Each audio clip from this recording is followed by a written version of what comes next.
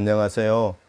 오늘은 NCS 직업기초역량 함양을 위한 대학생활 제9강 의사소통 지도 지침에 대해서 공부하도록 하겠습니다. 오늘 공부할 내용은 첫째, 지도의의, 의사소통의 지도의의. 두 번째, 의사소통의 내용, 체계 및 시간. 세 번째, 의사소통 교수 방법. 네 번째, 의사소통 학습 평가에 대해서 우리 수업하도록 하겠습니다. 먼저 의사소통 지도의의에 대해서 살펴보겠습니다. 의사소통 능력 함양을 위한 주안점이 어떻게 두어야 되는가에 대해서 살펴보겠습니다. 모든 직업인에게 공통적으로 요구되는 기초 능력으로서 의사소통은 직업 생활에서 문서를 읽거나 상대방의 말을 듣고 의미를 파악하고 자신의 의사를 정확하게 표현하는 능력이 의사소통입니다. 더 나아가 간단한 외국어 자료를 읽거나 외국인의 간단한 의사표시를 이해하는 능력이 또한 의사소통이라는 것입니다. 최근 컴퓨터와 인터넷, 또 휴대전화 등 기술의 발달로 자신의 의견을 표현하고 전달해야 하는 환경이 끊임없이 변화되고 발전해 나가고 있으며 그 속도는 점점 더 빨라지고 있습니다. 따라서 자신이 가지고 있는 정보가 최신의 것인지 끊임없이 파악하는 것이 직업인으로서 중요한 부분이 되었습니다. 우리는 이러한 변화를 다른 사람과의 의사소통을 통해서 쉽고 편리하게 적용할 수 있습니다. 또한 직업인은 업무를 수행하는 과정에서 문서를 읽거나 동료와 상사, 고객 등 다른 사람의 말을 듣고 의미를 파악하여 업무를 추진하며 그에 따라 자신의 의견을 표현하는 일이 일상적인 것이 되었습니다. 그리고 국제화 시대에 살아가는 우리는 업무의 영역에 있어서도 더 이상 국내에만 한정되어 있지 않고 외국인과 의사소통을 해야 할 일이 빈번해졌습니다. 이때 원활한 의사소통이 이루어지지 못한다면 자신의 의도를 잘 표현하지 못하게 되고 직장 생활에서 자신의 가치를 드러내지 못하여서 높은 업무 수행 성과를 내기에 어려울 것입니다. 그래서 자신의 의사소통 능력을 개발해 나가는 능력의 함양이 바로 필수적이다라고 이렇게 볼 수 있겠습니다. 이와 같은 의사소통 능력을 함양하기 위해서는 5가지 의사소통 능력 함양에 주안점을 두어 지도하는 것이 필요하다는 것입니다. 첫째, 의사소통 능력을 지도함에 있어서 학습자 스스로 의사소통의 필요성을 인식하고 자신의 현재 상태를 점검하고 미래의 업무 성과 제고를 위한 계획을 수립할 수 있도록 지원해야 한다는 것입니다. 직장 생활에서 각 개인은 끊임없이 의사소통 능력을 발휘해야 하는 상황을 마주하게 됩니다. 업무의 성과를 높이고자 하지만 이를 의사소통의 방법이나 필요한 일련의 행동을 알지 못하는 상태에 봉착하기도 하는 것이지요. 따라서 의사소통 능력이 요구되는 상황, 정보를 효과적으로 활용하는 방법 등에 대한 가이드라인을 제시해 주는 것이 중요하다 하는 것입니다.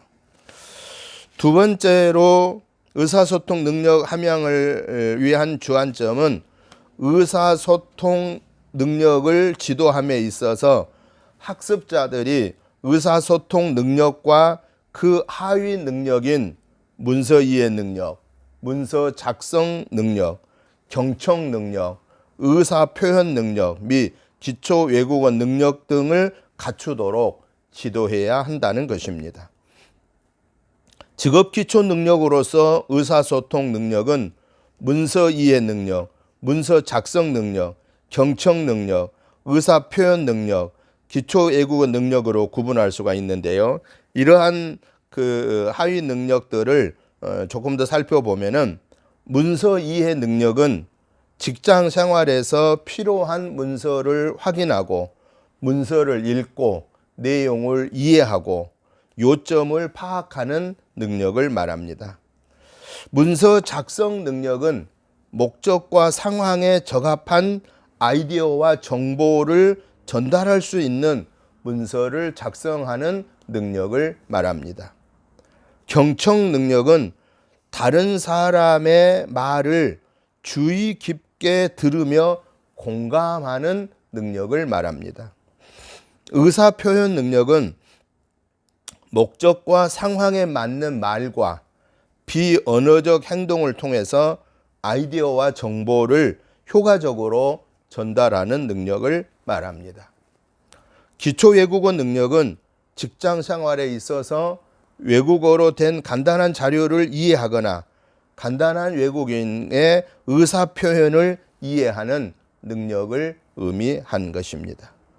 이러한 의사소통 능력의 지도는 직업 생활에서 필요한 의사소통 능력을 이해하고 이를 업무에 적용하는 능력을 함양하고 이를 토대로 문서 이해 능력, 문서 작성 능력, 경청 능력, 의사 표현 능력, 기초 외국어 능력을 배양하는 데 그 목적이 있습니다.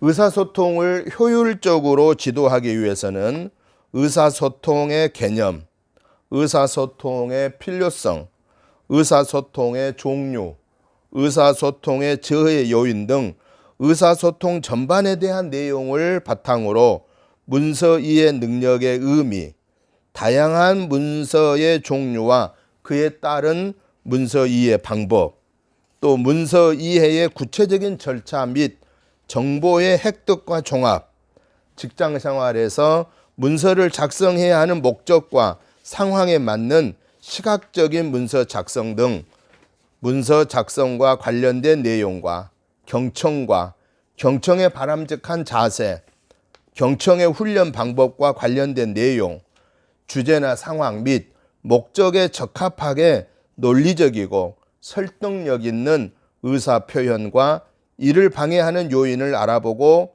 제거하는 방법 등 의사 표현과 관련된 내용, 직업인으로서의 필요한 기초 외국어 능력의 개념, 기초 외국어가 필요한 상황과 비언어적인 의사 표현 방법, 기초 외국어 능력 향상을 위한 방법 등 기초 외국어 능력에 대한 내용이 동시에 활용되어야 한다라는 것입니다.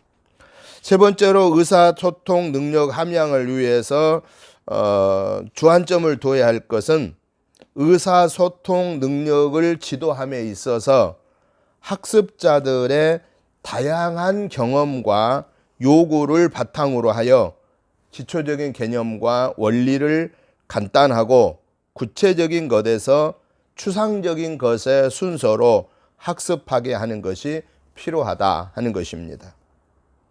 특히 학습을 통해 의사소통 능력과 관련된 지식을 실생활 혹은 업무 상황에 활용하는 방법을 찾아보게 하거나 생활 주변 현상에서 구체적 사실을 학습 소재로 하여 기초적인 개념, 원리 등을 지도하고 업무 상황에서 발생할 수 있는 실제 상황에서 의사소통 능력을 길러주어야 한다라는 것이죠.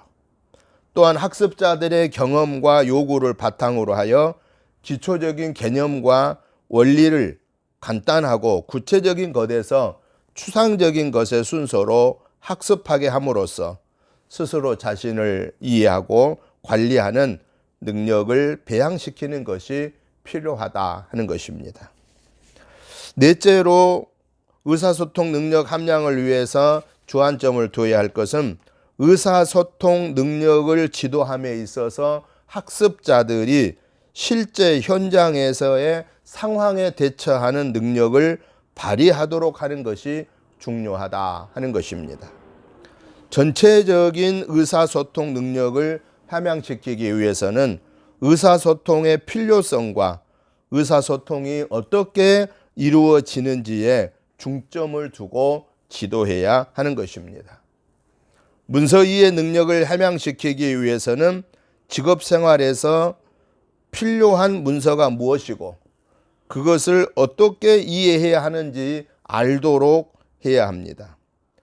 문서 작성 능력을 함양시키기 위해서는 문서 작성의 절차와 과정, 문서 작성 시 주의사항 등을 이해할 수 있도록 해야 합니다. 경청 능력을 함양시키기 위해서는 경청의 바람직한 자세와 경청을 통한 핵심 내용을 파악하는 능력, 올바른 경청을 방해하는 요인과 고쳐져야 할 습관 등을 파악할 수 있어야 합니다. 의사표현 능력을 함양하기 위해서는 상황과 대상에 따른 의사표현과 방해하는 요인, 방해 요인을 제거하는 방법을 통해서 원활한 의사소통을 위한 의사표현 지침을 할 수 있도록 파악해야 합니다. 기초외국어 능력의 중요성과 필요성, 기초외국어 능력이 필요한 다양한 상황과 비언어적인 의사표현 등 업무 수행에서 기초외국어 능력을 갖추도록 지도해야 하는 것입니다. 마지막으로 의사소통 능력 함양을 위해서 능력 함양에 주안점을 두어야 할 다섯 번째는 의사소통 능력을 지도함에 있어서는 학습자들이 의사소통 능력을 어느 정도 갖추고 있는지 정확하게 판단하는 것이 중요하다 하는 것입니다. 전체적인 의사소통 능력을 어느 정도 갖추고 있는지 판단하기 위해서는 의사소통의 개념을 이해하고 다양한 방법을 통해서 의사소통을 이해하고 있는지 효과적으로 의사소통을 하는지를 살펴보아야 한다는 것입니다.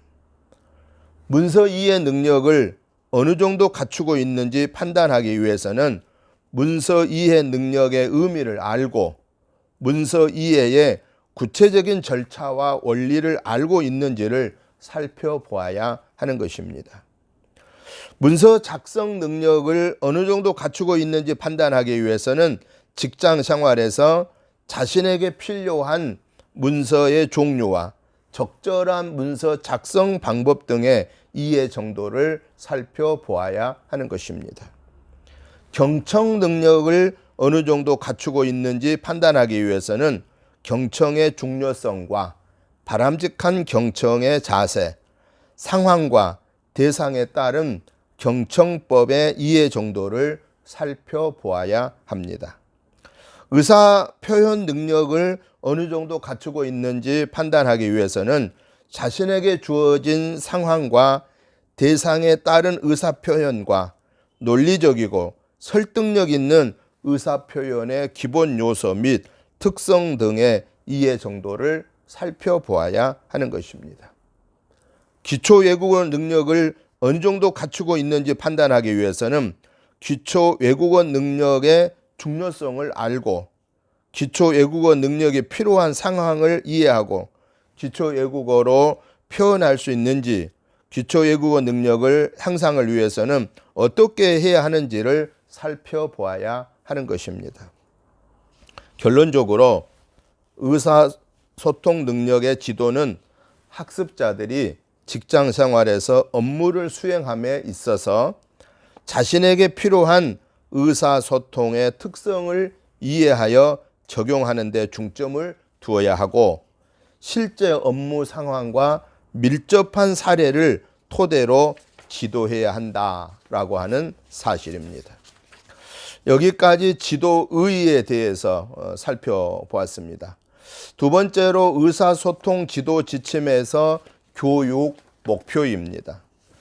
교육 목표는 일정한 수업이 이루어진 후 학습자가 최종적으로 획득해야 할 특성을 명확하게 규정해 놓은 것이다 라고 볼 수 있습니다. 교육 목표는 가르치는 교수자의 입장에서는 교수 목표, 배우는 학습자의 입장에서는 학습 목표 등으로 다양하게 사용될 수가 있습니다. 그런데 교수 목표도 궁극적으로 학습자가 학습 목표를 얼마나 성취했는가에 따라 그 달성 여부가 결정되기 때문에 학습자를 중심으로 학습 목표로 표현하는 것이 더 일반적이다라고 이렇게 이해할 수 있겠습니다. 그러면 교육 목표에서 첫째, 학습 목표의 개념을 보겠습니다. 의사소통 능력을 성공적으로 가르치기 위해서는 사전에 계획과 준비를 철저하게 해야 합니다. 이는 학습 목표를 설정하는 데서 출발되는 것입니다. 학습 목표는 해당 학습 모듈에서 학습자가 최종적으로 성취해야 할 목표를 구체적인 수준에서 측정 가능하고 관찰 가능하게 진술한 것이어야 하는 것입니다. 따라서 의사소통 능력을 학습하기 위해서 교수자는 학습자들이 의사소통 능력을 학습한 후에 무엇을 할 수 있는가를 기대하는가라는 질문에 고민을 해야 합니다. 그리고 학습자와 어떠한 목표를 향해 함께 학습해 나갈 것인가를 정해야 하는 것이지요. 학습 목표는 학습자가 학습 과정을 끝마쳤을 때 교수자의 가르침이나 도움을 받지 않고 자기 혼자서 의사소통 능력을 효과적으로 발휘할 수 있는 상태를 제시하는 것입니다. 학습자의 학습 목표 달성 정도를 평가할 수 있는 기준이 되어야 하는 것이죠. 학습자가 성취해야 할 학습 범위를 제한하고 명확하게 설명해 주어야 하고요. 교수자가 수업을 체계적으로 전개하기 위한 기본 지침이 되어야 된다라는 것입니다. 교육 목표에 있어서 두 번째, 학습 목표를 설정할 때의 고려 사항을 살펴보겠습니다. 의사소통 능력을 가르치는 데 있어서 학습 목표를 명확히 제시하지 않으면 학습자는 어떤 내용을 학습해야 하는지 제대로 알지 못하게 됩니다. 그리고 의사소통 능력 학습의 궁극적인 목적인 행동의 변화를 도모할 수 없게 되는 것입니다. 교수자 또한 불명확한 학습 목표로 인해서 어느 단계에서 어떠한 내용을 가르쳐야 하는지 중요한 내용을 지나칠 위험이 있다라고 하는 사실입니다. 그러면 학습 목표를 제대로 진술하기 위해서 고려해야 할 사항을 두 가지만 말씀을 드리면은, 첫째, 직업 기초 능력으로서 의사소통 능력의 성취 수준을 고려해야 합니다. 같은 의사소통 능력이라고 하더라도 학습자나 상황에 따라 요구되는 성취 수준이 다를 수가 있습니다. 그러기에 교수자는 어떠한 수준으로 가르칠지 염두에 두어야 한다라는 것입니다.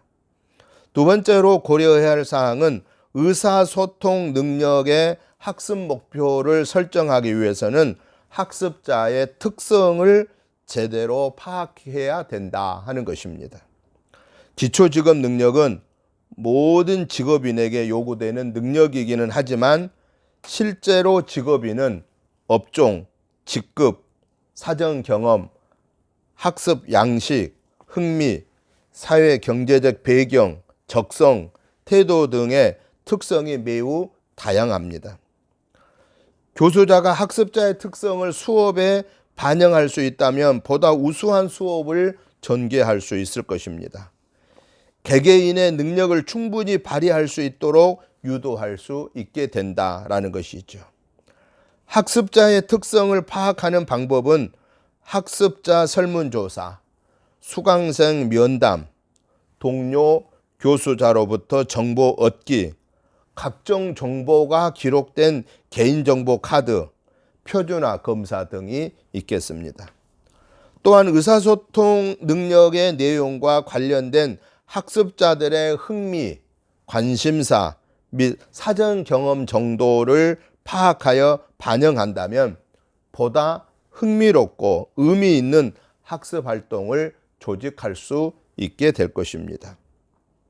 특히 의사소통 능력의 경우에 있어서 직장 생활 경험이 없는 학습자들은 조직에서 일어날 수 있는 구체적인 의사소통과 관련된 내용에 흥미가 없습니다. 이를 이해하는데 어려움이 있을 수 있습니다. 따라서 학습자들의 사전 경험을 파악하여 학습 목표를 구체적으로 설정해야 한다라고 하는 것이죠. 세 번째로 교육 목표 중에서 학습 목표 진술 방법을 살펴보겠습니다. 학습 목표란 학습자 입장에서 교수 목적, 교수 내용, 학습자 특성 등을 고려하여 설정되어야 합니다. 이러한 학습 목표는 구체적인 목표로서 학습자가 할 내용, 그 주제와 도착점 행동을 나타내는 동사로 표현된다라고 하는 것이죠. 이것을 도식으로 정리해 보면은 학습 목표는 학습 내용, 즉 주제에 플러스 도착점 행동, 동사라고 이렇게 이해할 수 있겠습니다. 학습 목표를 진술할 때에는 우선 학습자가 성취해야 할 도착점을 행동이 무엇인지를 확인해야 하는 것입니다. 도착점 행동은 지식, 지적 능력 및 기능 등과 관련된 인지적인 영역, 태도, 흥미, 감상 및 적응 방식 등과 관련된 정의적 영역, 육체적 기능과 관련된 심동적 영역으로 구분해 볼 수가 있겠습니다. 학습을 통해서 학습자가 성취해야 할 도착점 행동이 무엇인지를 구체적으로 확인해야만 적절한 동사를 선택하여 학습 목표를 진술할 수 있습니다. 또한 학습 목표의 진술은 학습자가 학습한 후에 궁극적으로 나타내야 하는 도착점 행동, 그러한 행동을 나타낼 수 있는 상황과 조건, 그리고 그 행동을 평가하기 위한 기준을 포함하도록 제시해야 한다는 것이죠. 그리고 학습 목표는 학습자가 성취해야 할 도착점 행동을 관찰 가능한 동사를 사용해서 진술하는 것이 바람직하다라는 것이죠. 이때 관찰 가능한 동사란 무엇을 분류할 수 있다, 무엇을 나타낼 수 있다 등처럼 관찰 가능한 용어로 표현하는 것을 말하는 것입니다. 반면에 무엇을 감상하다와 같이 관찰할 수 없거나 추상적인 용어는 사용하지 않는 게 좋다 하는 것입니다. 예를 들어 보면 의사소통 능력의 학습 목표를 진술할 때 의사소통 능력에서 무엇을 학습해야 할 것인지 주제를 먼저 파악해야 한다라는 것입니다. 의사소통 능력에서 학습해야 할 세부적인 내용의 주제는 의사소통 과정 중에 문서의 내용이나 상대방의 말을 듣고 의미를 인지하는 것이며, 도착점 행동은 의사소통의 능력으로서 이를 이해하고 표현할 수 있다는 것입니다. 따라서 우리는 의사소통 능력의 세부적인 학습 목표를 의사소통의 개념과 중요성을 설명할 수 있다라는 주제에 관해서 구체적인 내용을 기술하고 관찰 가능한 도착점 행동 용어를 사용하여서 제시할 수 있는 것입니다. 내용 책에 있어서 네 번째 의사소통 능력 학습 목표에 대해서 살펴보겠습니다. 학습 목표는 학습자들이 도달해야 하는 도착점 행동과 관련이 있으므로 학습 목표를 설정할 때에는 기초 직업 능력으로서의 의사소통 능력 표준에 제시된 성취 수준이 활용될 수가 있겠습니다. 또한 학습 목표는 일반 목표와 세부 목표로 구분하여 제시할 수 있습니다. 일반 목표는 전체 학습 내용에 있어서 학습자들이 달성해야 할 포괄적인 목표이고요. 세부 목표는 일반 목표를 구체화 및 상세화한 학습 활동 목표를 의미하는 것입니다. 여기에서 기초 직업 능력으로서의 의사소통 능력과 그 하위 능력인 문서 이해 능력, 문서 작성 능력, 경청 능력, 의사 표현 능력 및 기초 외국어 능력에 대한 학습 목표를 제시하고 있습니다. 다만 이 학습 목표들은 하나의 예시로 교수자는 학습 상황과 학습자의 특성에 따라서 적절한 학습 목표를 수립하도록 하고 있다라는 것이죠. 그러면 이 의사소통 능력 학습 목표를 몇 가지로 한번 정리를 해 보겠습니다. 첫째는 의사소통 능력 학습 목표입니다.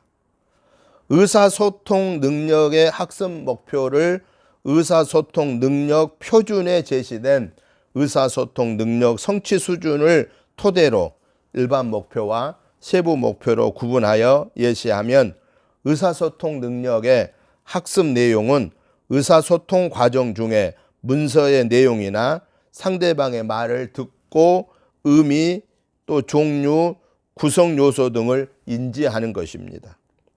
도착점 행동은 의사소통 능력으로서 이를 이해하고 표현할 수 있다라는 것입니다.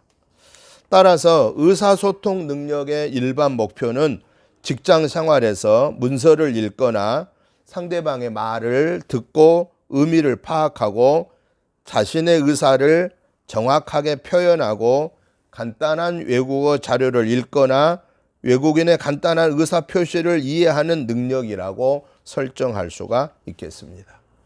이러한 일반 목표를 달성하기 위한 세부 목표로는 의사소통의 의미, 설명, 의사소통 능력의 필요성 설명, 의사소통의 종류 설명하기, 의사소통의 저해 요인 제거하기, 의사소통 능력을 개발하기 위한 방법이 포함되도록 설정해야 된다 하는 것입니다.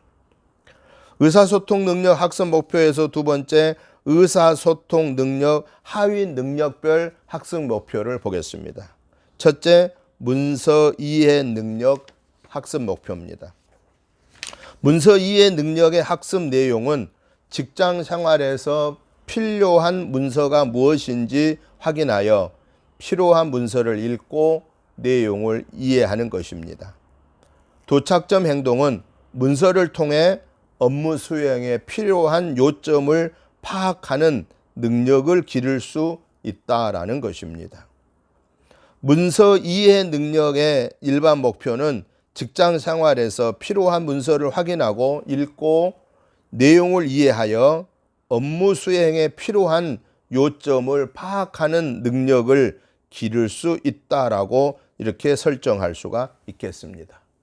이러한 일반 목표를 달성하기 위한 세부 목표로는 문서 이해 능력의 의미를 설명하고 문서 이해의 중요성을 설명하고 다양한 문서의 종류와 양식에 대하여 설명하고 문서 이해를 통해서 정보를 획득하고 수집 및 종합 방법에 대하여 설명한 것들이 포함되도록 설정되어야 한다 하는 것입니다. 두 번째 하위 영역을 보면은 문서 작성 능력 학습 목표입니다. 문서 작성 능력의 학습 내용은 직업 생활에서 목적과 상황에 적합한 아이디어와 정보를 찾아내고 전달하는 것입니다. 도착점 행동은 이를 바탕으로 문서를 작성할 수 있다는 것입니다. 따라서 문서 작성 능력의 일반 목표는 직장 생활에서 목적과 상황에 적합한 아이디어와 정보를 전달할 수 있는 문서를 작성하는 능력을 기를 수 있다라고 설정할 수 있겠습니다. 이러한 일반 목표를 달성하기 위한 세부 목표로는 문서 작성의 개념 및 중요성, 문서 작성의 절차와 과정, 문서 작성 시 주의사항을 설명하고 효과적인 문서 작성의 예시가 포함되도록 설정할 수 있겠습니다. 죄송합니다. 잠깐만 기다려 주세요.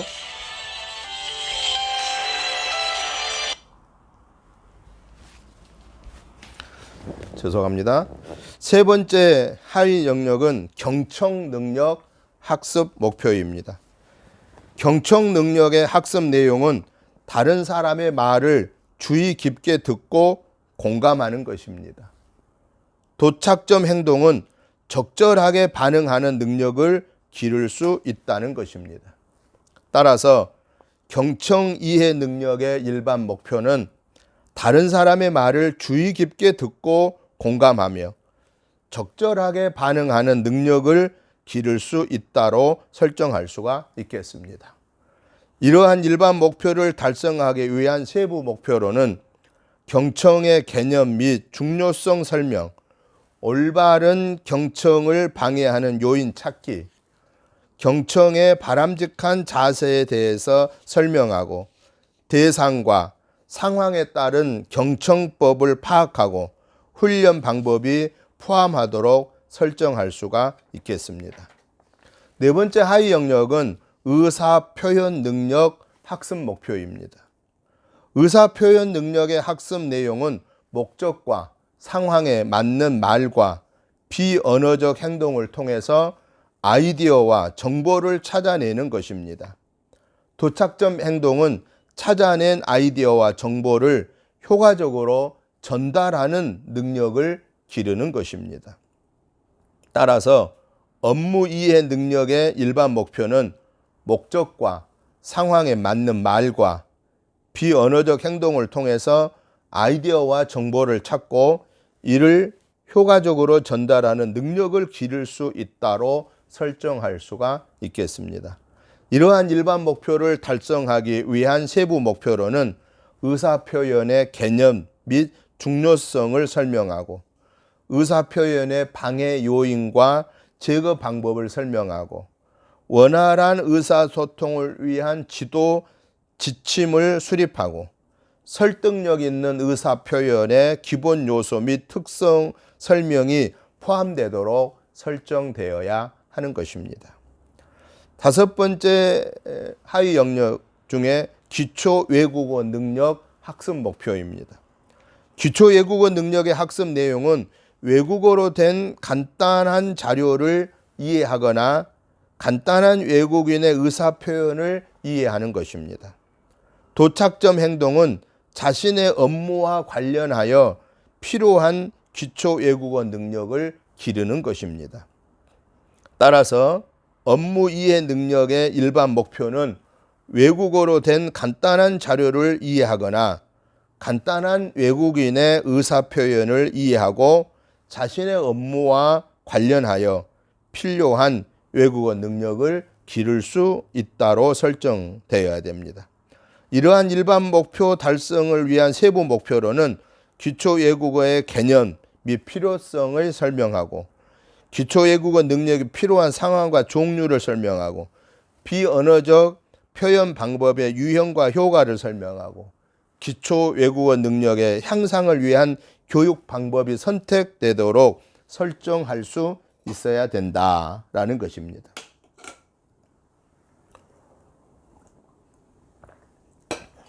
세 번째로 의사소통의 지도 지침에 있어서 내용 체계 및 시간입니다.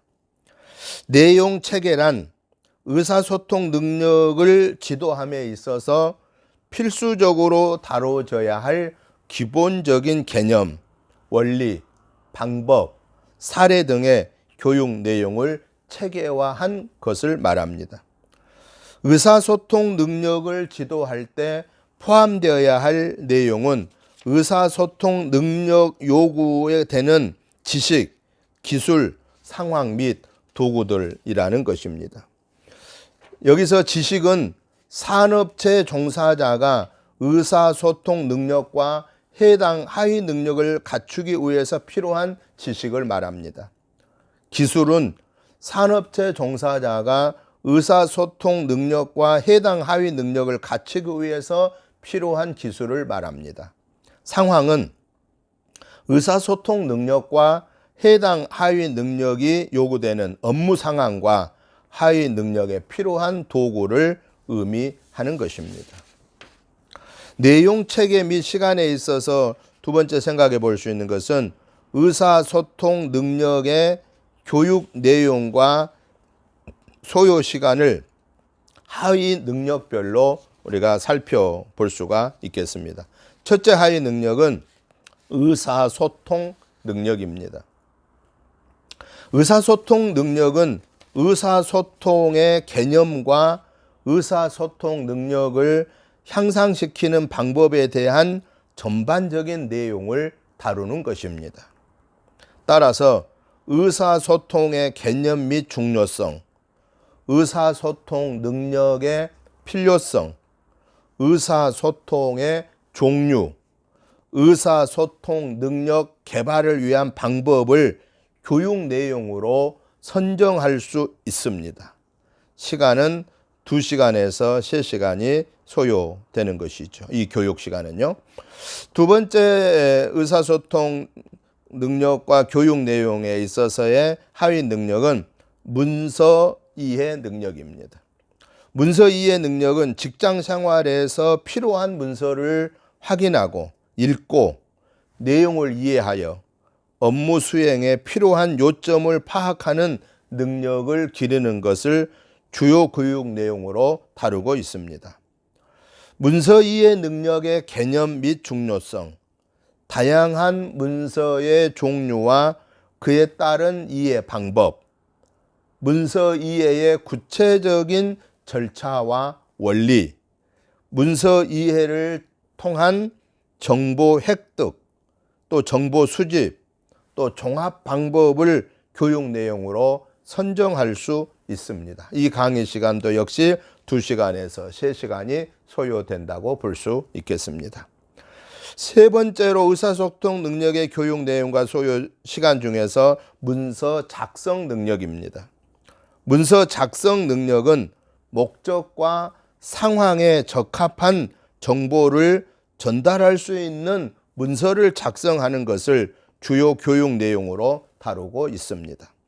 문서 작성의 개념 및 중요성, 문서 작성의 종류 및 목적과 상황에 따른 예시, 문서 작성의 절차와 과정, 문서 작성 시 주의사항, 효과적인 문서 작성 예시를 주요 교육 내용으로 선정할 수 있겠고요. 교육 시간은 똑같이 2시간에서 3시간 소요되는 것입니다. 의사소통 능력의 교육 내용과 소요 시간에서 네 번째 경청 능력입니다. 경청 능력은 다른 사람의 말을 주의 깊게 들으며 공감하고 반응하는 능력을 기르는 것을 주요 교육 내용으로 다루고 있습니다. 경청의 개념 및 중요성, 올바른 경청을 방해하는 요인, 경청의 바람직한 자세, 대상과 상황에 따른 경청법 및 훈련 방법을 교육 내용으로 선정할 수 있겠습니다. 시간은 역시 2시간에서 3시간 소요된다고 볼 수 있겠습니다. 의사소통 능력의 교육 내용과 소요 시간에서 다섯 번째 의사 표현 능력입니다. 의사 표현 능력은 목적과 상황에 맞는 말과 비언어적 행동을 통해 정보를 효과적으로 전달하는 능력을 기르는 것을 주요 교육 내용으로 삼고 있습니다. 교육 내용은 의사표현의 개념 및 중요성, 의사표현의 방해 요인과 제거 방법, 원활한 의사소통을 위한 지침, 설득력 있는 의사표현의 기본 요소 및 특성을 교육 내용으로 선정하게 됩니다. 교육 시간은 똑같이 2시간에서 3시간 소요되는 것으로 이해할 수가 있겠습니다. 마지막으로 의사소통 교육 목표 중에서 하위 영역은 기초 외국어 능력입니다. 기초 외국어 능력은 외국어로 된 간단한 자료를 이해하거나 간단한 외국인의 의사 표현을 이해하는 능력을 기르는 것을 주요 교육 내용으로 다루고 있습니다. 그 교육 내용은 기초 외국어 능력의 개념 및 중요성, 기초 외국어 능력이 필요한 상황과 종류, 비언어적 표현 방법의 유형과 효과, 기초 외국어 능력 향상을 위한 교육 방법을 교육 내용으로 선정할 수가 있겠습니다. 교육 시간은 동일하게 2시간에서 3시간 소요된다고 볼 수 있겠습니다. 의사소통 지도 지침에 있어서 크게 네 번째 생각해 볼 수 있는 것은 교수 방법입니다. 교수 방법이란 교육 목표를 달성하기 위해서 학습 활동을 효과적으로 지도하기 위한 방법을 의미합니다. 의사소통 능력을 지도하기 위해서는 우선 지도 방향을 설정하고 이에 따라 효과적인 교수 방법을 활용하는 체계적인 교수 설계가 이루어져야 하는 것이지요. 그러면 좀 더 구체적으로 교수 방법을 보겠습니다. 첫째, 의사소통 능력 지도 방향에 대해서 살펴보겠습니다. 의사소통 능력 교수 방법의 방향은 지식의 이해와 고차원적 사고력의 신장, 실생활과 관련된 교수 학습, 수준별 지도, 다양한 교수 방법의 활용으로 요약을 할 수가 있겠습니다. 이러한 내용들을 조금 자세하게 살펴보면은 첫째, 지식의 이해와 고차원적 사고력의 신장 부분입니다. 의사소통 능력에 대한 수업은 단순한 암기 위주의 수업이 되어서는 안 됩니다. 암기 위주의 수업에서 획득되는 지식의 종류는 특정한 장소와 시간에 관한 지식, 즉 단편적인 지식이 될 수밖에 없습니다. 이에 비하여 이해를 통하여 얻어지는 지식은 일반화, 원리, 법칙과 같은 고차원적인 지식이며 의사소통 능력을 향상시키기 위한 수업에서 획득해야 할 지식은 바로 이 고차원적 지식이라고 하는 사실입니다. 의사소통 능력에 관한 현상을 이해한다는 것은 겉으로 드러난 현상을 아는 데 그치는 것이 아닙니다. 그 현상이 왜 일어났는가를 설명할 수 있어야 하는 것입니다. 따라서 이러한 현상에 들어있는 요소들 사이의 관계를 파악하고 원인과 결과를 밝히고 추론함으로써 고차원적인 사고력을 신장해야 한다라는 것이죠. 두 번째로는 실생활과 관련된 교수 학습입니다. 의사소통 능력 지도 방향에서 실생활과 관련된 교수 학습. 의사소통 능력에 관한 지식은 본래 실제 직장 생활과 업무 상황에서 발생하는 현상을 잘 관찰하여 얻어지는 것들입니다. 즉, 실제 현장에서 일어나는 많은 사례들을 관찰한 후에 지식을 얻는 것이 바람직하다 하는 것입니다. 그러나 실제 수업 상황에서는 이와는 그 순서가 역으로 되는 경우가 많습니다. 즉, 교수자가 기존에 확립되어 있는 지식을 먼저 학습자들에게 이해시킨다 하는 것입니다. 그러다 보니 학습자들이 추상적인 지식을 무조건 받아들이게 되는 문제가 나타나는 것입니다. 따라서 교수자가 설명할 때에는 실제 현장에서 일어나고 있는 사례를 예로 드는 것이 필요하다라는 것이죠. 그러기 위해서는 교수자가 문제가 발생하는 상황에 대해 관심을 가지고 그것들에 대해 학습자들이 어떻게 반응하고 있는가를 생각해야 하는 것이죠.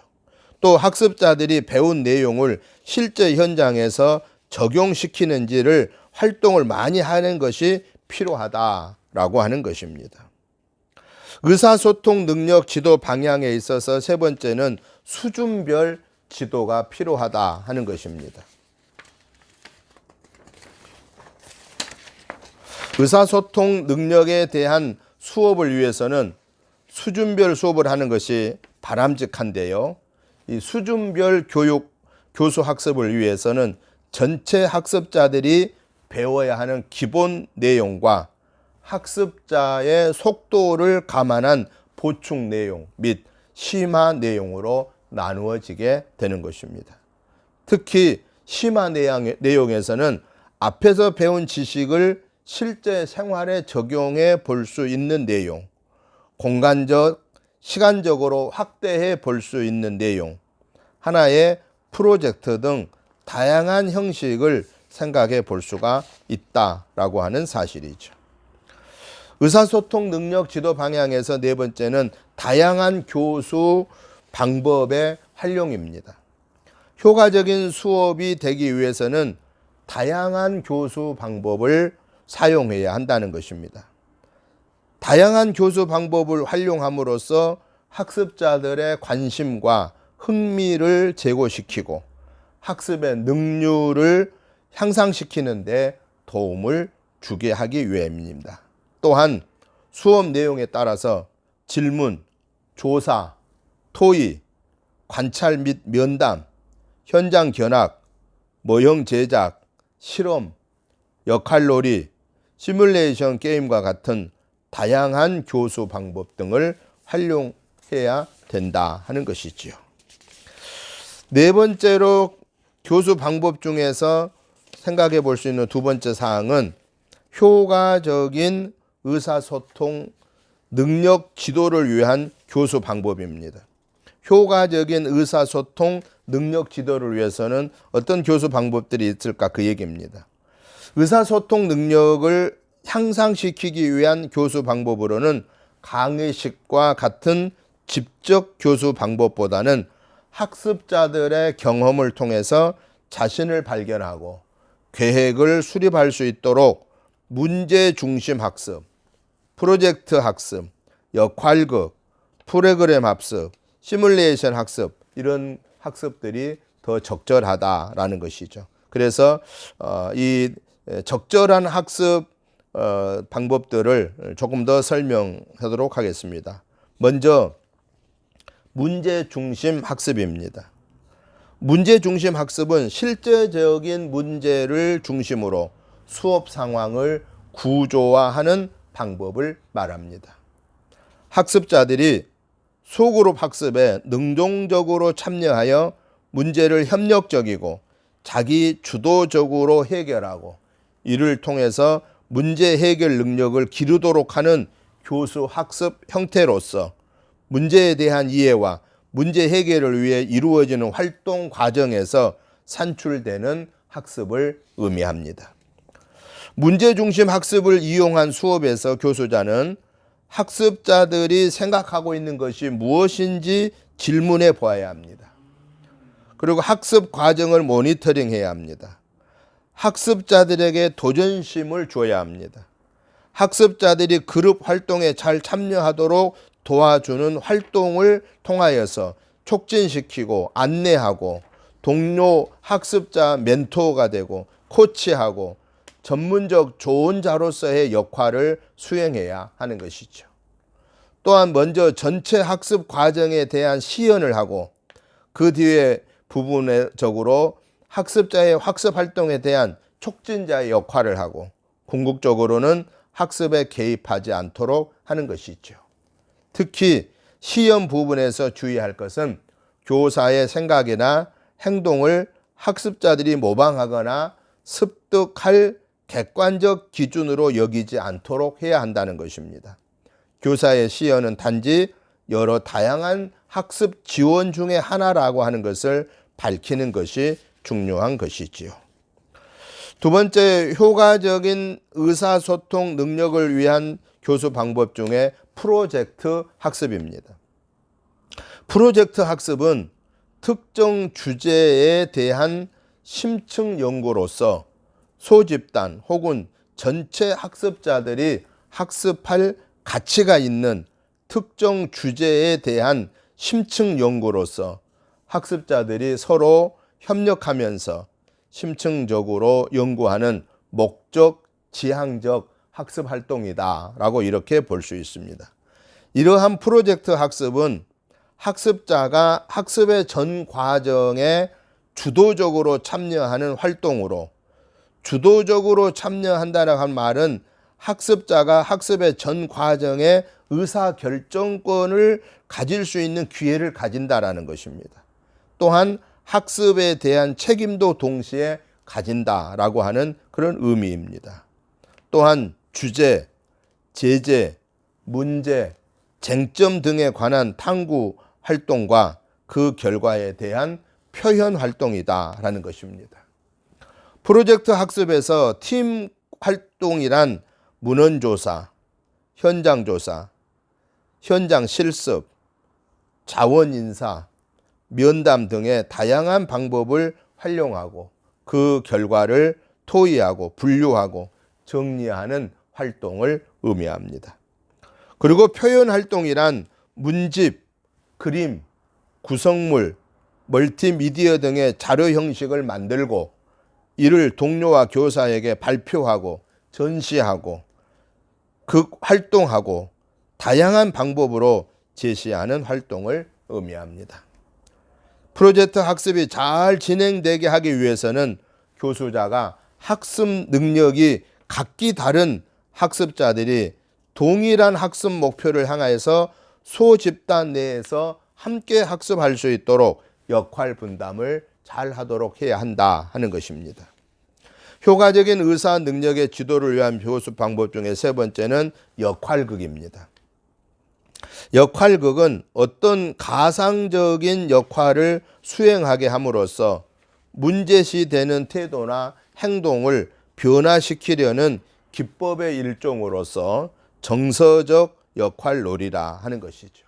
즉 어떤 행동적인 경험, 즉 어떤 모델 속의 실제 인물이라는 가정하에 행하는 행동을 문제 해결 교수 방법으로 학습자의 능동적인 참여를 바탕으로 한 학습 효과를 기대하는 것입니다.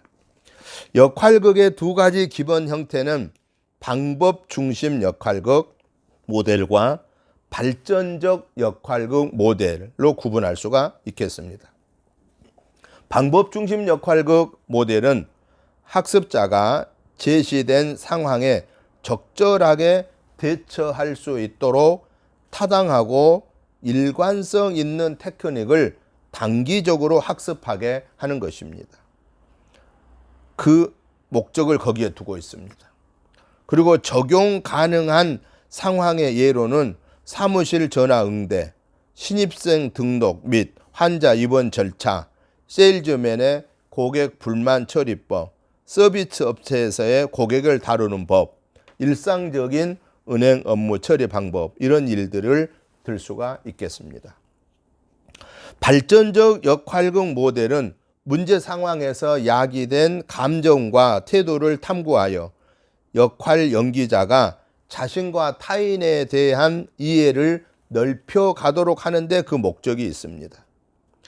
의사소통 능력에 대한 교수에서는 자신의 특성을 발견하도록 하는데 사용될 수 있다라는 것입니다. 네 번째, 효과적인 의사소통 능력을 위한 지도교수법으로는 프로그램 학습입니다. 프로그램 학습은 복잡한 행동을 학습시키려면 간단한 행동으로 분석하고 그것을 단계적으로 계속하여 목표에 접근할 수 있도록 강화함으로써 목적한 바를 이루는 학습 활동을 의미합니다. 프로그램 학습을 하기 위해서 교수자는 교재의 내용을 되도록 작은 격차의 방법으로 분석해서 제시해야 합니다. 교재는 다만 제시하는 것으로 그치지 않고 학습자가 응답하고 처리하도록 제시하고, 또 제시된 내용에 대해서 학습자는 옳고 틀림의 응답을 표하도록 하고, 각 학습 단계를 자기 능력으로 통과하도록 해야 하는 것입니다. 이러한 프로그램 학습의 단계는 대체로 문제의 제시, 반응, 측정, 정착과 피드백의 과정을 거쳐서 수행되게 된다 하는 것입니다. 효과적인 의사소통 능력 지도를 위한 교수 방법 중에 5번째는 시뮬레이션 학습입니다. 시뮬레이션 학습은 가상적인 실제 상황에 직면하여 현실적인 해결책을 마련해 보는 학습 형태를 말합니다. 시뮬레이션 학습을 위해서 교수자는 상호작용을 통한 교수보다 관리자 기능을 해야 하는 것입니다. 이는 무엇을 배우고 경험하는지를 인식시키고 학습 내용에 대한 설명, 심판, 코칭, 논의를 해야 한다라는 것입니다. 시뮬레이션 학습을 위한 단계는 오리엔테이션을 통해서 먼저 알리고 참가자 훈련을 하고 활동을 전개하고 참가자의 결과에 대해 논의를 거쳐서 수행되고, 실제의 환경을 단순한 요소들로 재구성하여 학습함으로써 학습자가 자발적인 시행착오를 경험하도록 해야 하는 것입니다. 6번째, 효과적인 의사소통 능력을 위한 교수 방법 중에는 신문 활용 교육입니다.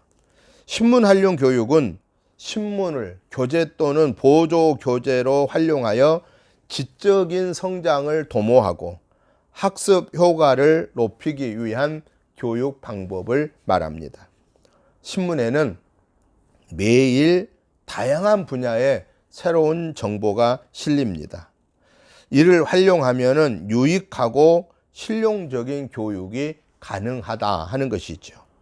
따라서 교수자는 학습자로 하여금 신문의 기능과 역할, 제작 과정을 개론적 수준에서 이해하여 바르고 정확한 정보를 취사 선택하는 방법을 스스로 터득할 수 있도록 하는 학습에도 중점을 둘 필요가 있다는 것입니다. 더 나아가 교수자는 학습자의 수준이나 목표에 따라서 신문 기사를 활용하는 방법, 사진을 활용하는 방법, 시사 만화를 활용하는 방법, 광고를 활용하는 방법과 신문의 형식 자체를 활용하는 방법을 선택할 수가 있습니다. 가장 주된 방법은 정보가 가장 많이 들어있는 기사를 활용하는 것이 일반적이다라는 것입니다. 신문 활용 교육은 학습자에게 다양한 정보와 현상에 대해서 이해하고 간접적 경험 등 다양한 교수 자료를 제공해 주기 때문에 학습자들의 종합적인 사고 및 학습 능력이 향상됩니다. 그리고 문제 해결 및 의사결정 능력을 배양할 수가 있습니다.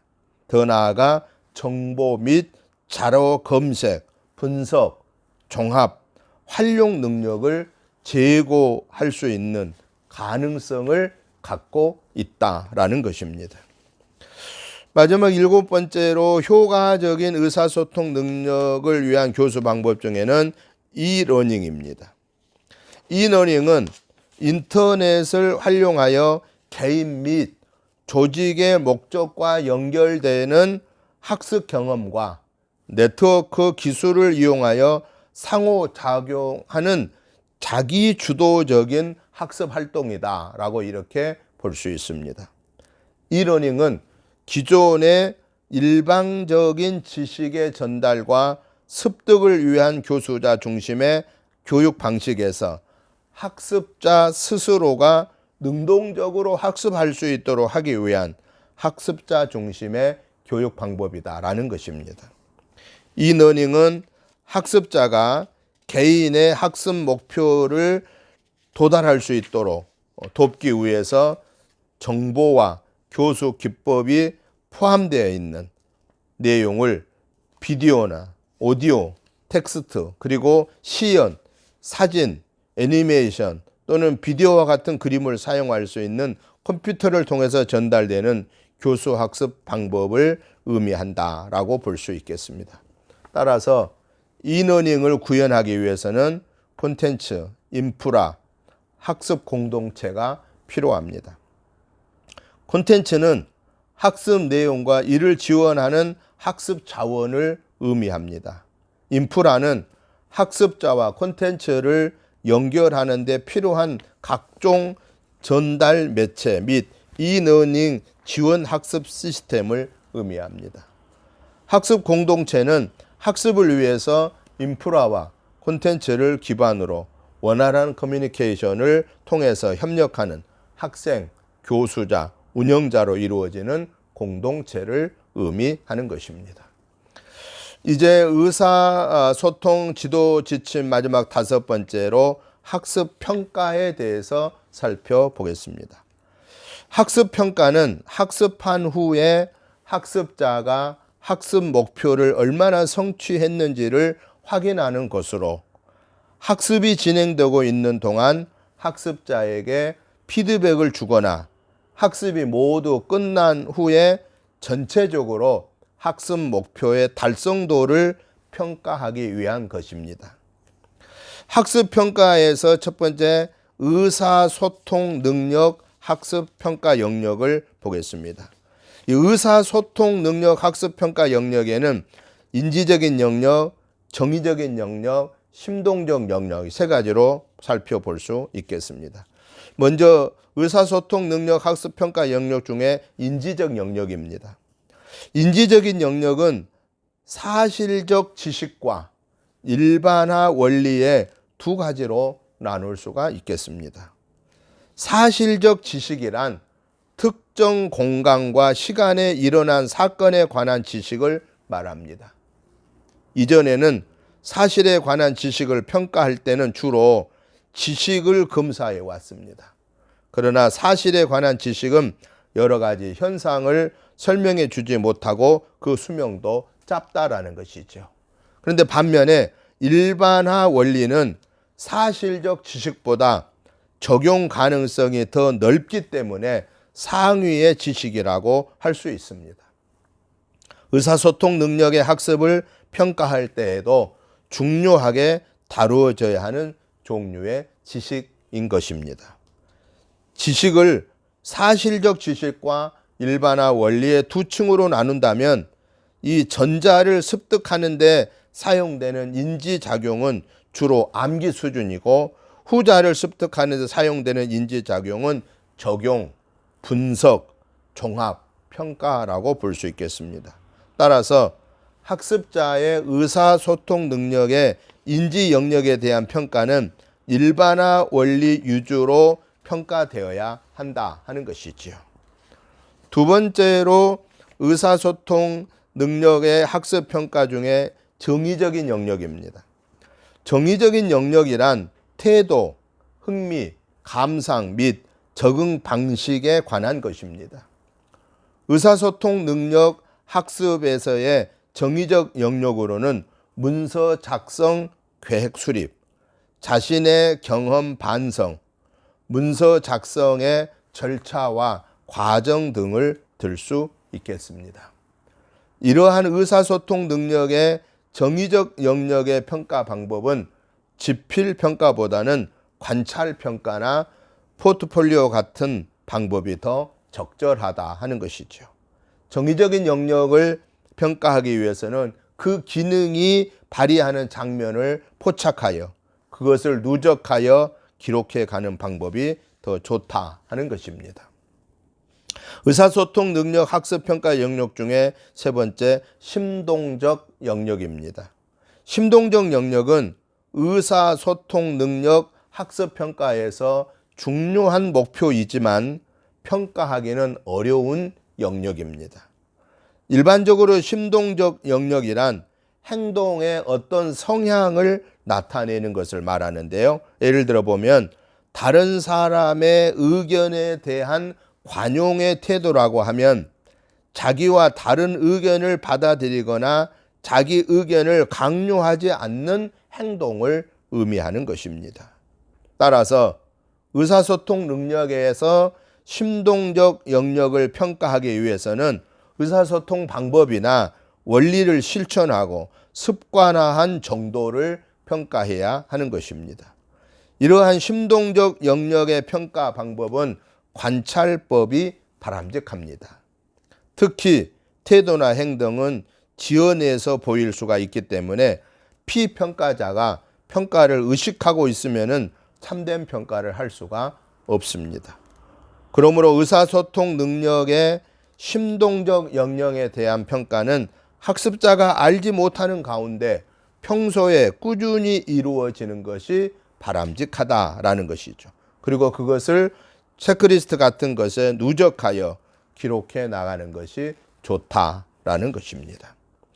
학습평가에서 두 번째로 의사소통 능력 학습평가의 절차를 살펴보겠습니다. 의사소통 능력 학습평가 절차 중에 첫 번째는 교육 목표의 이해 및 성취 기준의 구체화입니다. 교육 목표의 이해 및 성취 기준의 구체화. 의사소통 능력 학습평가를 하기 위해서는 먼저 교육 체계상의 목표와 내용을 잘 이해하여야 합니다. 그런데 한 학습 모듈을 교수 학습에 나갈 때는 학습 모듈을 좀 더 상세화할 필요가 있다라고 하는 것. 이를 성취 기준이라 이렇게 말합니다. 성취 기준이란 교수 학습에서 실질적인 기준 역할을 할 수 있도록 학습 모듈을 구체화하여 학생들이 성취해야 할 능력 혹은 특성의 형태로 진술하고 있는 것입니다. 성취 기준은 내용과 활동, 수행의 두 가지 요소를 포함해야 되는 것입니다. 내용이란 예를 들어 의사소통의 의미, 문서 작성, 계획 등과 같이 가르쳐야 할 것을 말하고, 활동 수행이란 설명할 수 있다, 수립할 수 있다 등과 같이 실제로 할 수 있는 행동을 가리키는 것을 말합니다. 의사소통 능력 학습평가의 절차 중에 두 번째, 평가 기준의 명료화입니다. 성취 기준이 결정되면 평가 기준을 정해야 하는데요. 이 평가 기준은 교수자가 평가 문제 또는 상황의 내용과 수준을 결정할 때 그 지침의 역할을 하는 것을 말합니다. 평가 기준을 명료화하기 위해서는 각 평가 영역에 대하여 학습자들의 성취 정도를 상중하의 수준으로 나누고 각 그 수준의 의미를 밝히고 그것들의 근거를 생각해 놓아야 됩니다. 세 번째로 의사소통 능력 학습평가의 절차에서 평가 도구의 개발입니다. 평가 기준이 결정되면 이에 따라서 각 내용별로 평가 도구를 개발하는 것입니다. 대체로 사실적 지식은 다지 선택형 지필고사가 적당합니다. 그 이상의 지식은 지필고사로는 측정이 불가능하다고 생각되고 있으나 꼭 그런 것만은 아닙니다. 그러나 한 목표는 한 가지의 평가 방법만으로 다 측정할 수는 없다는 것이죠. 여러 가지 방법이 동시에 사용되어야 합니다. 예를 들어 직장 생활에서 자신의 특성을 이해하고 이에 따라 문서 작성 계획을 수립할 수 있는 능력을 평가하기 위해서는 지필 검사는 물론이고 포트폴리오, 관찰 등 다양한 평가 방법이 필요하다 하는 것이지요. 의사소통 능력 학습 평가를 하는 절차 중에 네 번째는 평가를 실시하고 그 결과를 활용하는 것입니다. 평가를 실시한 후에는 채점은 채점 기준에 따라서 하는 것이고요. 다지선택형 지필고사에서는 하나뿐인 정답이 숫자로 표시되기 때문에 그 채점 기준은 비교적 간단합니다. 그리고 균등 배점을 하는 것이 보통입니다. 그러나 경우에 따라서는 난이도에 따라 배점을 달리할 수도 있게 될 것입니다. 같은 지필고사라고 하더라도 서술형 문제인 경우에는 채점의 기준을 만들고 이를 적용하여 채점을 하는 데 있어서 일반적으로 타당성과 신뢰성을 확보하는 데 어려움이 많이 있습니다. 또한 인터뷰, 관찰평가 등도 채점의 객관성을 확보한다는 것이 쉽지 않기 때문에 많은 노력을 해야 하는 것입니다. 평가에 있어서 채점으로 모든 것이 끝나는 것은 아닙니다. 그것은 다음 교수 학습의 환류, 즉 피드백 되어야 하는 것이지요. 채점 결과는 학습자의 학업 성취도를 보여줍니다. 이에 따라 보충의 필요성 혹은 심화의 필요성이 나올 수 있게 되는 것입니다. 나아가 교수자는 그것을 자신의 교수에 대한 검토 자료로 삼아야 된다라고 하는 것이지요. 이 학습평가 중에서 세 번째로 생각할 수 있는 것은 의사소통 능력 학습평가의 방법입니다. 의사소통 능력 학습평가의 방법의 첫째는 서술형 및 논술형입니다. 이 방법은 주어진 주제에 대하여 자유롭게 함으로써 학습자의 학업 성취도를 알아보는 방법을 말합니다. 이 중에서 서술형이라고 하면은 그 해답이 예를 들어 3행 내지 4행 정도로 좀 더 간단한 대답이 나올 수 있는 것을 가리키는 것입니다. 논술형은 원고지 양식에 맞춰 각자의 생각을 논리적으로 비교적 길게 답해야 하는 형식을 가르치는 것입니다. 이 방법은 학습자들의 응용력, 종합력, 표현력 등 고등정신 능력을 측정하는 데 적합한 평가 방법이라고 볼 수가 있겠습니다. 다만 채점의 객관성을 확보하는 것이 중요한 과제라는 것입니다. 의사소통 능력 학습 평가 방법 중에 두 번째는 구술시험 및 면접입니다. 구술시험은 교수자가 말로써 묻고 학습자가 대답하는 형식의 시험입니다. 구술시험의 특징은 피험자의 반응에 따라서 교수자가 즉각적으로 후속 질문을 할 수 있다는 점입니다. 이는 교수자가 피험자를 곤란하게 만드는 것이 아니라 피험자가 생각하는 것에 대해서 정확하게 후속 질문을 던질 수 있고 그럼으로써 피험자의 이해 정도를 알 수 있다는 것을 의미하는 것입니다. 한편 구술시험은 내향적이고 발표력이 좋지 못한 학습자들에게는 불리하다는 단점이 있습니다.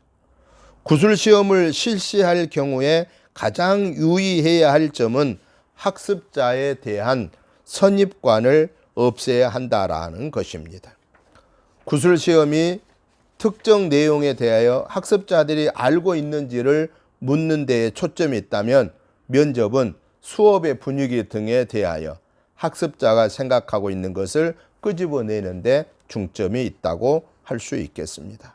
그러므로 면접에서는 학습자가 자신의 생각을 솔직하게 드러낼 수 있도록 더 자유스러운 분위기를 만들어야 한다 하는 것이지요. 세 번째로 의사소통 능력 학습 평가의 방법 중에는 관찰 및 체크리스트입니다. 관찰은 수업 중의 행동, 토론, 발표, 토의, 실습 등 학습자의 실제 행동을 관찰하여 학습자의 학업 성취도를 알아보는 방법입니다. 관찰법이 다른 평가 방법과 다른 점은 만약 자신이 관찰을 받고 있다는 것을 학습자가 모른다면 학습자의 가장 자연스러운 상태를 평가할 수 있다라는 점입니다. 다른 평가 방법에서는 피험자가 준비를 갖추고 평가에 임하기 때문에 그 본 모습이 좀처럼 나타나지 않는 점이 있습니다. 관찰 장면은 이례적으로 혹은 순간적으로 지나가 버리는 것이기 때문에 관찰한 결과를 기록으로 남기는 것이 필요합니다. 그것은 메모 형식이 될 수도 있겠고 체크리스트 형식이 될 수도 있을 것입니다. 관찰은 일회에 끝나는 것이 아닙니다. 지속적이고 주기적으로 이루어져야 된다라는 것입니다. 의사소통 능력 학습 평가 방법 중에 네 번째는 포트폴리오입니다. 포트폴리오를 이용한 평가 방법은 어떤 주제에 대한 학습자의 관심, 능력, 진도, 성취, 노력, 성장 등의 증거를 보여주는 학습자의 작품을 평가하는 방법입니다.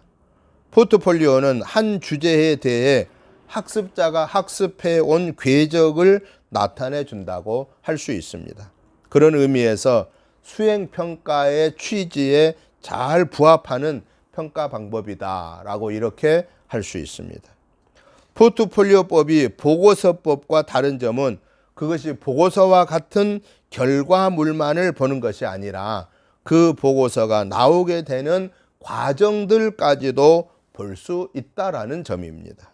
그러므로 교수 학습을 할 때에는 학습자들에게 최종적인 보고서만을 준비하도록 하는 것이 아니라 그 보고서를 준비하기 위해서 진행했던 과정들을 자신이 했던 일을 되돌아보고 미래를 위한 자료를 삼을 수 있다는 점에서 필요하다는 사실을 깨닫도록 지도해야 된다라는 것이지요. 학습평가 중에서 마지막 네 번째 의사소통 능력 학습평가의 유형입니다. 의사소통 능력 학습평가의 유형은 세 가지로 정리해 볼 수 있습니다. 첫째는 사전평가, 둘째는 학습 성취도 평가, 셋째는 사후평가입니다.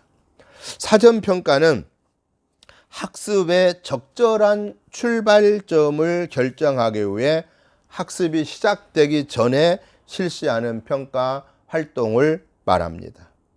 사전평가는 학습자가 학습을 시작하기 전에 학습자들의 개인차의 범위가 매우 크다는 것을 전제하고 그에 적극적으로 대처하려는 평가 활동이다라는 것이죠. 사전평가의 목적은 학습자가 학습 모듈을 학습하기 전에 앞으로 학습할 내용을 성공적으로 학습하기 위해 충분한 준비가 되었는가를 확인하는 데 있습니다. 즉, 사전평가를 함으로써 학습자들이 갖고 있는 능력이나 흥미 등의 장점과 단점을 분석적으로 평가하여 정확한 진단을 내리고 이에 입각해서 적절한 지도를 할 수 있다라는 것이지요.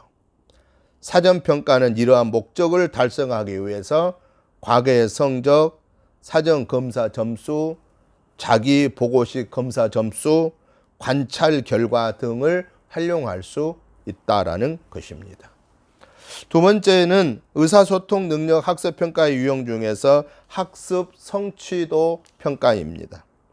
학습평가는 학습이 진행되고 있는 상황에서 학습자들이 학습 목표를 제대로 달성해 가고 있는지를 수시로 점검하고 확인하여서 학습자 및 교수자에게 피드백을 제공하기 위한 목적으로 실시되는 평가를 의미합니다. 피드백은 학습에 성공했을 때는 광화를 제공하고 학습에 실패했을 때는 구체적인 학습 오류를 확인해 주는 것이죠. 학습평가의 기능은 학습 속도를 개별화합니다. 학습 동기를 높입니다. 학습 곤란을 진단해서 교정합니다. 학습 방법을 개선하여 궁극적으로는 학습 효과를 극대화하는 데 있습니다.